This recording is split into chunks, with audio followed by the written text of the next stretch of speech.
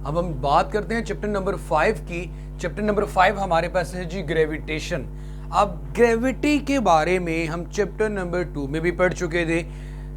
Gravitational force क्या चीज होती है, या weight is a gravitational force that act on object due to its mass. अब मेरे भाई ग्रेविटेशन का कॉन्सेप्ट कहां से आया?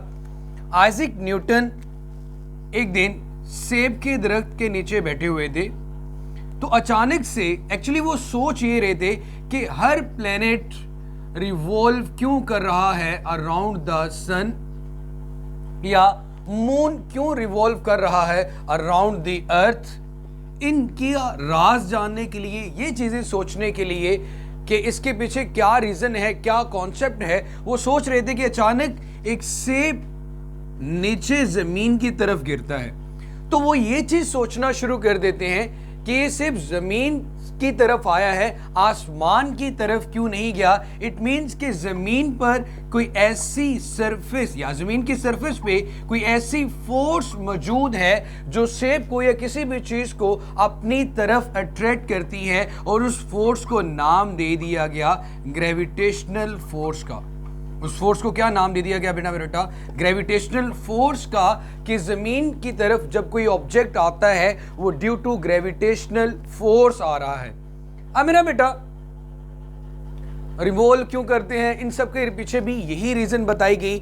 एक्चुअली जो टॉपिक हमारा स्टार्ट होता है वो है जी Newton's law of gravitation. Chapter number 3 में आपने लॉज ऑफ मोशन को पढ़ा था, और अभी हमने बात करनी है न्यूटन्स लॉ ऑफ ग्रेविटेशन के बारे में। इसे लॉ ऑफ ग्रेविटेशन भी कहते हैं और न्यूटन्स लॉ ऑफ ग्रेविटेशन भी कहते हैं। बहुत इंपॉर्टेंट है शॉर्ट क्वेश्चन के लिहाज से, तो बहुत ही इंपॉर्टेंट है। मोस्टली लॉ ऑफ ग्रेविटेशन या states the law of gravitation, ये क्वेश्चन बार बार पूछा जाता है शॉर्ट क्वेश्चन में, बोर्ड के पेपर में भी।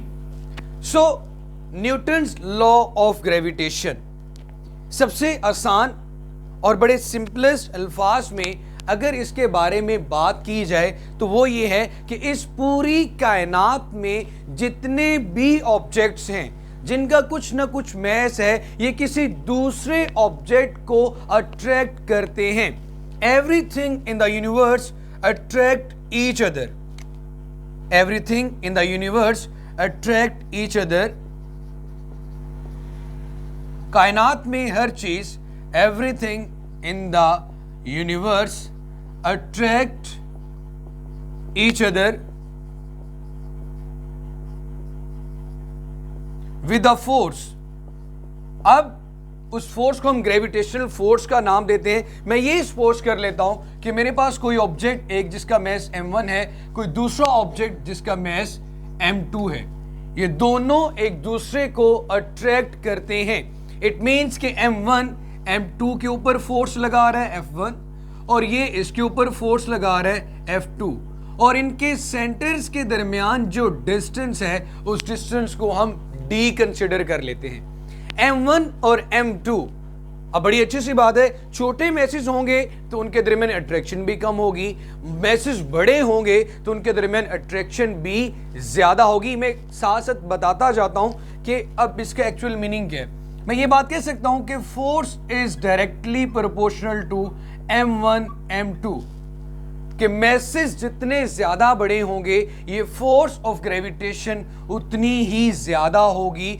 Force is directly proportional to the product of masses m1 m2। छोटे छोटे मैसेज होंगे, अट्रैक्शन भी कम होगी, मैसेज बड़े होते जाएंगे, अट्रैक्शन भी ज्यादा होती जाएगी। अब आप लोगों के माइंड में ये क्वेश्चन आ रहा होगा कि सर हम लोग आपस में टकरें क्यों नहीं मारते, क्योंकि हमारे दरमियान ये फोर्स इतनी कम होती है कि हमें वो फील ही नहीं होती, क्योंकि हमारे masses as compare to the heavier objects बहुत कम है। लेकिन अगर हम अपना अट्रैक्शन अर्थ के साथ देखें तो छत से छलांग लगाकर देखो, बड़ी जल्दी से वो आपको अट्रैक्ट कर लेगी। इट मींस कि वहां पे ये अट्रैक्शन सिग्निफिकेंट है और कुछ जगहों पे ये अट्रैक्शन सिग्निफिकेंट नहीं है।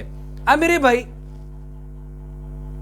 इन दो मैसेज के दरमियान मैं डिस्टेंस को जितना बढ़ाता जाऊं तो जाहिर सी बात अट्रैक्शन क्या होती जाएगी, कम। तो मैं ये बात कर सकता हूं कि force is inversely proportional to the distance between their centres या square of the distance between their centres. अब यहां पे सेंटर के दरमियान डिस्टेंस को इनवर्स कहा गया है, लेकिन स्क्वायर लेने का मतलब क्या था या यहां पे स्क्वायर क्यों लिया गया है, ये मैं आगे जाके आप लोगों से डिस्कस भी करता हूं। फिलहाल इसकी स्टेटमेंट को पूरी करते हैं। Everything in the universe attract each other with a force which is directly proportional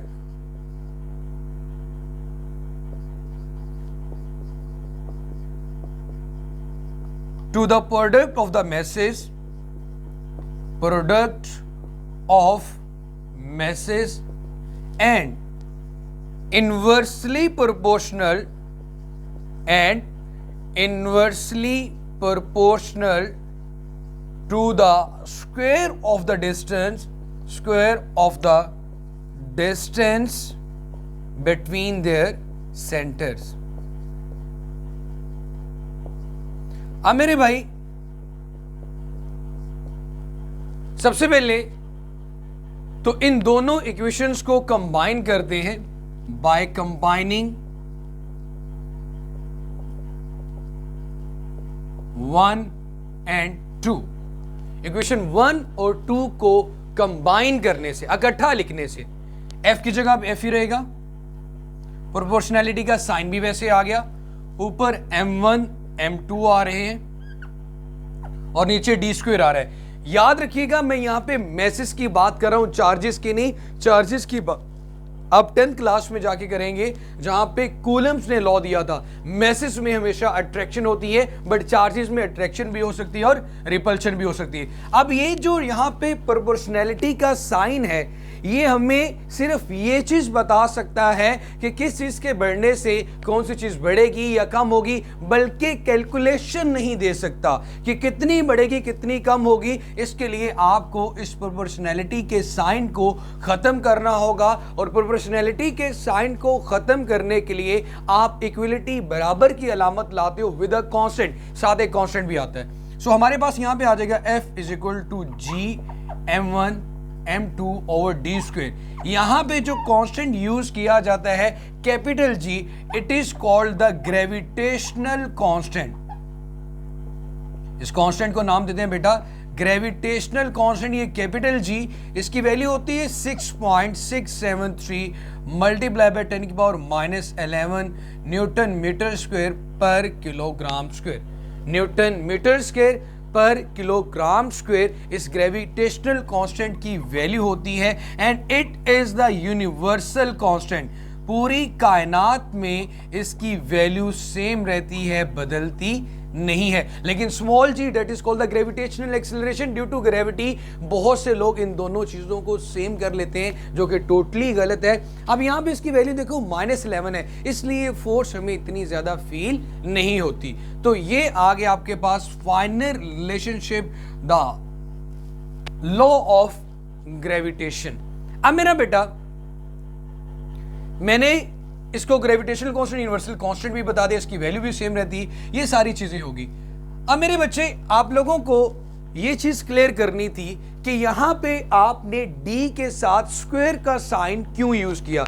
मेरे भाई अगर किसी भी दो मैसेज के दरमियान का जो डिस्टेंस d है, अगर उनके साइजेस से छोटा हो, अगर उनके साइज, ये देखो ये इसका साइज है, ये इसके साइज, ये डिस्टेंस अगर इनके साइजेस से छोटा होगा तो न्यूटन्स लॉ ऑफ ग्रेविटेशन वहां पे वैलिड ही नहीं होगा इस डिस्टेंस को मजीद बढ़ाने के लिए, क्योंकि अगर डिस्टेंस इतना कम हो तो वो सिंगल ऑब्जेक्ट कंसीडर किए जाते हैं, दो नहीं किए जाते। इसलिए दो ऑब्जेक्ट कंसीडर करने के लिए हम d का स्क्वायर लेते हैं ताकि डिस्टेंस क्या हो बेटा, ज्यादा हो। अब ये था हमारे पास न्यूटन्स लॉ ऑफ ग्रेविटेशन, इतना ही आपने याद करना है। इसके बाद एक छोटा सा टॉपिक लिखा हुआ है Newton's law of gravitation and Newton's third law of motion.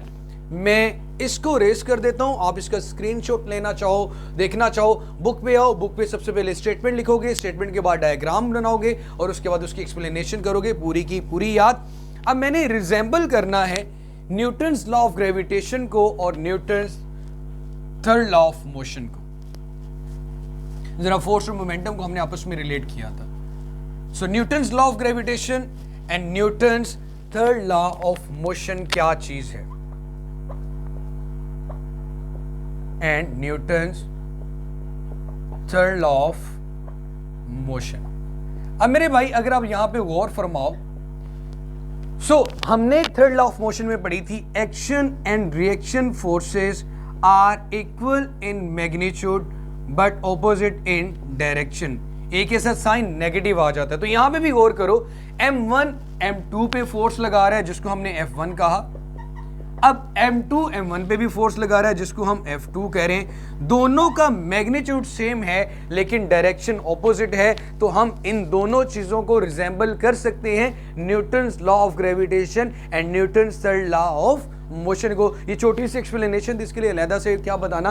इस तरह ये रिजेंबल करते हैं कि Newton's law of gravitation in the form of Newton's third law of motion, कि F1 इस पे फोर्स लग रही है, F2 इस पे फोर्स लग रही है, दोनों फोर्सेस का मैग्नीट्यूड सेम है। अब बहुत से लोग ये बात करते हैं कि यार हम मैस जमीन और हमारे दरमियान भी सेम अट्रैक्शन की फोर्स है, हम भी जमीन को उतनी फोर्स से खींच रहे हैं, जमीन भी हमें उतनी फोर्स से खींच रही है, लेकिन हम हमेशा जमीन की तरफ जाते हैं। तो मैंने उस दिन भी आप लोगों को ये चीज क्लियर की थी कि A is inversely proportional to mass. Newton third law of motion में पढ़ा था, जिन ऑब्जेक्ट्स का मैस ज्यादा होता है उनकी वेलोसिटी में चेंज लाना मुश्किल होता है, इसलिए हम जमीन की तरफ जाते हैं, जमीन हमारी तरफ नहीं आती। इसके बाद इंशाल्लाह हम बात करेंगे वैल्यू ऑफ जी कैसे बदलती है और ग्रेविटेशनल फील्ड स्ट्रेंथ की। तो इंशाल्लाह नेक्स्ट टॉपिक में मिलते हैं। अल्लाह हाफिज़।